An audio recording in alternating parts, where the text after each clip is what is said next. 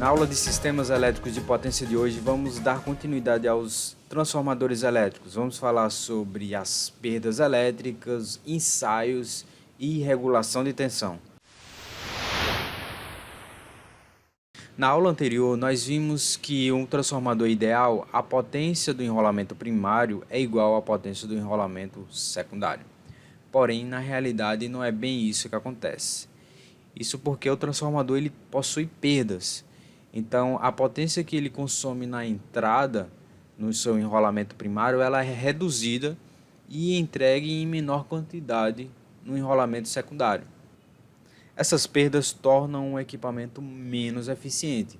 Essa eficiência é calculada pela relação das potências. A potência do secundário dividido pela potência do primário. É bem simples de calcular. Vamos para esse exemplo. Um transformador consome 160 watts de uma linha de 120 volts. Ou seja, aqui nós já temos a potência no primário, né? E a tensão no primário do enrolamento é de 120 volts.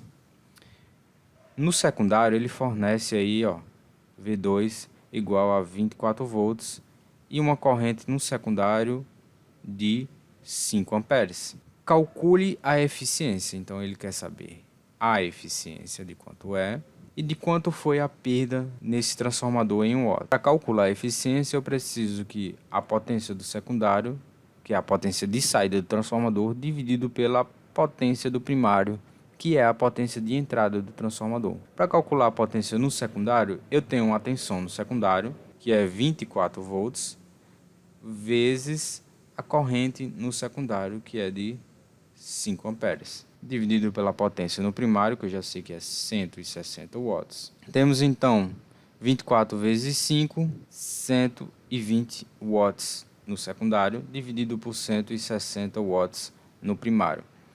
A minha eficiência então vai ser 0,75, ou seja, 75%. Significa dizer que apenas 75% da potência consumida pelo transformador é efetivamente entregue no secundário. Bem, de quanto seriam então essas perdas? Nós vamos ter então umas perdas de 160 menos 120, que nos dá 40 watts. Agora resta saber como esses 40 watts são perdidos dentro do transformador.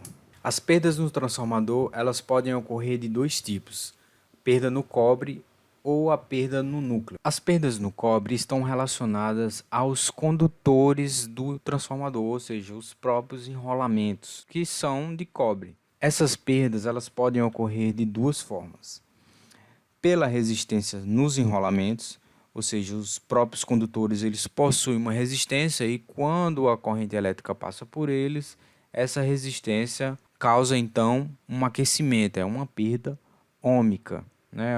A corrente elétrica sendo transformada em energia, sendo transformada em calor. Outra forma disso acontecer também é por correntes parasitas nos próprios condutores. As correntes parasitas, elas são correntes indesejáveis. E para entender elas, vamos voltar aqui ao esquema de um transformador. Nós aprendemos que a corrente elétrica gerada no secundário, ela é induzida pelo campo magnético que é criado pelo enrolamento primário, correto? Entretanto, essa corrente que foi gerada, ela também vai criar um campo magnético no secundário do transformador. Esse campo magnético, então, ele vai induzir correntes contrárias. Esse campo magnético do secundário vai atingir o enrolamento primário. Dessa forma, então, ele vai induzir pequenas correntes contrárias no enrolamento primário, causando mais aquecimentos nos condutores do transformador. Já as perdas no núcleo são perdas causadas no próprio núcleo de ferro do transformador. Essas perdas podem ocorrer de duas formas. A perda por histerese é uma perda relacionada à magnetização do núcleo. Em resumo, o material do núcleo do transformador ele oferece uma espécie de resistência à magnetização que ele vai sofrer. E essa resistência à magnetização nós chamamos de histerese e é uma perda energética, é uma energia sendo gasta para poder magnetizar esse material. A outra forma de perda no núcleo transformador é causado por correntes parasitas no próprio núcleo. Isso mesmo. Como o núcleo do transformador é também um material condutor, quando ele é exposto ao campo magnético variável, vai ser induzido correntes elétricas no núcleo também. Então perceba aqui que nós temos uma imagem de um núcleo maciço. Então nós teremos quando o campo magnético atingir esse material condutor do núcleo, então vamos ter correntes circulando dentro, correntes elétricas circulando dentro desse núcleo do transformador. É claro que isso é uma perda, porque na verdade o objetivo é ter correntes apenas no enrolamento secundário. Porém, nós temos correntes também no núcleo. Para tentar reduzir essas correntes parasitas no núcleo e, consequentemente, as perdas, né, por essas correntes parasitas, o próprio núcleo do transformador ele é construído de forma laminada. Então, veja que, diferente da figura aqui acima, em que nós temos um objeto sólido, o núcleo, na verdade, ele é construído assim em lâminas, em camadas, de forma então que nós teremos correntes reduzidas, limitadas ao espaço dessas lâminas, reduzindo então esse tipo de perdas. Essas perdas nos transformadores, elas podem ser determinadas por meio de ensaios. Ensaios são testes que são feitos no transformador e esses testes servem para determinar algumas de suas características. Por exemplo, para determinar as perdas no cobre, pode ser feito um ensaio de curto-circuito. E para determinar as perdas no núcleo, pode ser feito um ensaio de circuito aberto. O ensaio de curto-circuito, que tem o objetivo exatamente de determinar as perdas no cobre, ele é feito da seguinte forma. Na figura a seguir, nós temos aqui o transformador. Esse transformador nós temos aqui o lado de alta com a letra maiúscula e temos o lado de baixa tensão com a letra minúscula aqui. Ele é montado da seguinte forma. No lado de alta tensão, nós colocamos uma tensão, uma fonte de tensão alternada regulável. O que isso quer dizer, regulável? Que eu posso regular essa tensão de 0, tá, até um determinado valor que eu queira.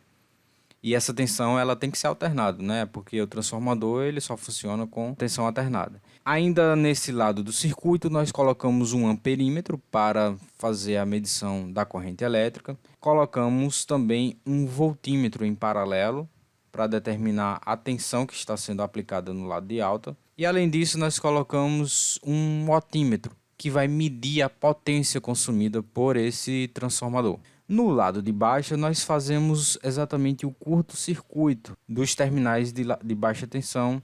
E então, o ensaio ocorre da seguinte forma. Com o lado curto-circuitado, nós ligamos a fonte de tensão em 0 volts e vamos elevar o nível dessa tensão, observando a corrente mostrada no amperímetro.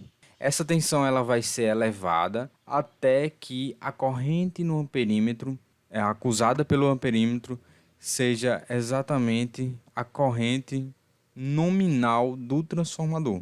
Quando a corrente mostrada pelo amperímetro for a nominal do transformador, né, a informada pelo fabricante do transformador, ele diz qual é a corrente nominal de cada um dos enrolamentos. Quando a corrente do amperímetro chegar nesse valor, nós paramos de subir a tensão e vamos observar exatamente qual é a potência mostrada em watts aqui pelo nosso wattímetro. E essa potência é exatamente as perdas provocadas pelo cobre do transformador. Já o ensaio de circuito aberto, também chamado de ensaio a vazio, ele serve para determinar as perdas do núcleo. O ensaio é muito semelhante. A diferença é que nós agora vamos trabalhar com a aplicação da tensão no lado de baixa tensão do transformador. Então veja aqui que nosso transformador está aqui. Esse aqui é o lado de baixa tensão. Esse aqui é o lado de alta. O lado de alta, vamos perceber que ele está aberto, ou seja, não há nada conectado nos terminais. No lado de baixo nós temos a fonte de tensão alternada regulável. Temos o amperímetro para observarmos a corrente elétrica consumida pelo transformador, temos o voltímetro para monitorar a tensão que está sendo aplicada, e o otímetro também está presente, e é ele que vai determinar as perdas. O procedimento é também basicamente o mesmo, né? Nós vamos elevar a tensão de 0 até que o amperímetro nos mostre a corrente nominal do enrolamento de baixa tensão. Quando nós elevamos a tensão da fonte regulável até o ponto em que a corrente nominal é mostrada no amperímetro, então nós paramos e observamos a potência do watímetro. Essa potência, então, será as perdas causadas no núcleo do transformador. Além desses ensaios, existem outros testes que são feitos para determinar outras características dos transformadores. Por exemplo, existe o ensaio de verificação de resistência e isolação, onde é aplicada uma tensão contínua entre os enrolamentos e o núcleo, ou entre os enrolamentos diferentes. E depois é realizado medições com o megômetro. O megômetro é um equipamento que mede altas resistências. Essa medição é feita entre cada um dos enrolamentos e a carcaça, e também entre os enrolamentos, para verificar se existe alguma falha de isolamento entre os enrolamentos ou fuga de corrente. O ensaio de golpe indutivo ele serve para determinar a polaridade dos enrolamentos. Ele é feito aplicando uma fonte de tensão contínua diretamente nos terminais de alta tensão do transformador, como é mostrado aqui na figura. Do lado de baixa tensão, eu instalo um galvanômetro para observar a deflexão do ponteiro. Com essa chave aqui eu posso alterar a posição do galvanômetro. Eu posso medir o lado de baixa tensão, correto? E se eu jogar ele para esse lado, eu faço a medição do lado de alta tensão. Bem, a princípio nós vamos medir o de baixa tensão. Então eu vou colocar a chave nessa posição e vou observar a deflexão do ponteiro desse galvanômetro. Em seguida, eu jogo a chave para o lado de alta tensão e corto a alimentação da fonte de tensão para observar a posição do galvanômetro. Se o ponteiro do galvanômetro fizer uma deflexão para o mesmo sentido anterior, então os enrolamentos estão no mesmo sentido. Caso contrário, os enrolamentos das bobinas do transformador estão em sentidos opostos. O outro ensaio bastante simples de ser realizado é o de relação de transformação, que serve exatamente para determinar qual é a relação de espiras do transformador, qual é a relação de transformação de tensão. Para isso, basta aplicar uma tensão alternada no enrolamento primário e observar qual é a tensão obtida no secundário. Se fizermos a divisão dessa tensão aplicada, dividindo pela tensão medida no secundário, então nós teremos aí a relação de transformação do transformador. Bem, falamos que o transformador não ideal possui perdas elétricas e essas perdas elétricas reduzem a eficiência do transformador. Outro problema também é a queda de tensão. Essa queda de tensão ela ocorre justamente pela resistência dos próprios enrolamentos do transformador. Imagine esse transformador na qual nós temos uma fonte de tensão aplicada no primário e o secundário do transformador nós temos ele aqui em aberto. Se nós fizermos a medição da tensão nesse exato momento, nós vamos verificar a tensão nominal da saída do transformador. Então nós temos a tensão no primário e nós temos a tensão no secundário do transformador. Até aí tudo bem. Entretanto, quando aplicamos uma carga no secundário do transformador, alimentamos uma carga pelo meio dos terminais do secundário do transformador, essa carga ela vai consumir uma corrente elétrica, que é essa daqui. E como o enrolamento do secundário ele possui uma resistência elétrica, é como se nós possuíssemos uma resistência no circuito. E essa resistência no circuito vai causar uma queda de tensão. Ou seja, nós temos aqui inicialmente uma tensão U1 aplicada no primário, nós temos uma tensão U2 recebida no secundário, entretanto, Devido a essa resistência elétrica, nós vamos ter na verdade um 2x, que seria uma tensão diferente, ou para ser mais específico, menor do que a tensão que deveria ser, devido à queda causada pela resistência do próprio enrolamento do secundário. A regulação de tensão é então a variação da tensão nos terminais do secundário, quando se passa da condição de vazio para a carga total, e ela pode ser calculada em percentuais através da seguinte equação: a regulação de tensão em percentual vai ser igual à tensão medida no secundário do transformador quando ele está em vazio, menos a tensão em plena carga quando você conecta uma carga nos terminais do transformador, dividido novamente pela tensão a vazio, quando não tem nada conectado no transformador, multiplicado por 100 para obter o valor em percentual. Essa situação da queda de tensão ela é inevitável, entretanto, alguns transformadores possuem ferramentas para tentar solucionar esse problema. É o chamado de TAP. O TAP é uma chave que alguns transformadores possuem que tem a capacidade de alterar o número de espiras no secundário para alterar a tensão de saída, exatamente prevendo que existe essa queda de tensão. Por exemplo, aqui nesse esquema nós temos o lado da entrada do transformador, o lado da rede e o lado da saída, no qual na chave nós podemos escolher entre 3 posições, onde uma posição aumenta a tensão em 6 volts, outra posição reduz essa tensão em 6 volts. Essa chave ela só pode ser manobrada quando o transformador está desenergizado.